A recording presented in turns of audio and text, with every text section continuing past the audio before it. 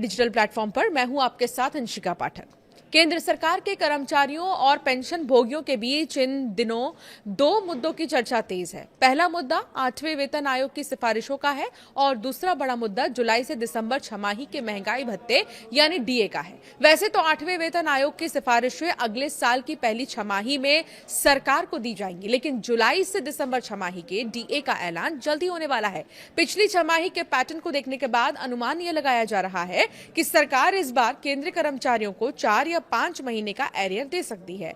अब सवाल यह है कि पूरा मामला क्या है। दरअसल केंद्र सरकार हर साल जनवरी और जुलाई में छमाही आधार पर डीए और डीआर में संशोधन करती है। हालांकि इसकी घोषणा कुछ महीने बाद होती है। आमतौर पर जनवरी छमाही के डीए बढ़ोतरी की घोषणा मार्च में होली के आसपास होती थी, लेकिन इस बार केंद्रीय कर्मचारियों को इंतजार करना पड़ा।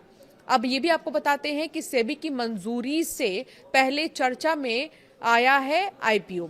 तो वहीं बड़ी बात क्या है ये भी अब आपको समझाते हैं।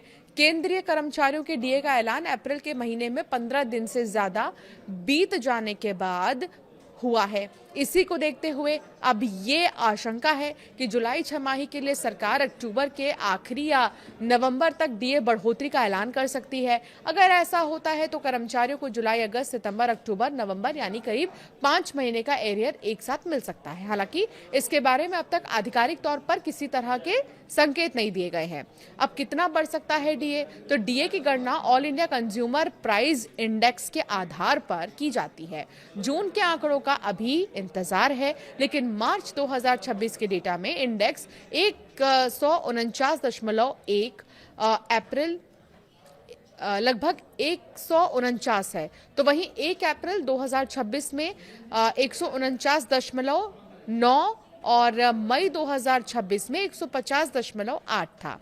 खास बात यह है कि ये इंडेक्स हर महीने अपडेट किया जाता है और इंडस्ट्रियल वर्कर्स द्वारा इस्तेमाल किए जाने वाले सामान और सेवाओं की कीमतों में उतार चढ़ाव के आधार पर रिटेल महंगाई को मापता है। अगर इंडेक्स मई 2026 जैसी ही रफ्तार से बढ़ता है तो जून के लिए एआईसीपीआई आईडब्ल्यू के 151.7 रहने का अनुमान है। इस तरह अब तक के अनुमानित ट्रेड्स के आधार पर कर्मचारियों को इस महीने डीए में 3 से 4% की बढ़ोतरी की उम्मीद है। हालांकि अंतिम बदलाव जून 2026 के वास्तविक डेटा और सरकार की मंजूरी पर निर्भर करेगा। अब 8वें वेतन आयोग की सिफारिशें कब तक हैं, ये सुनिए।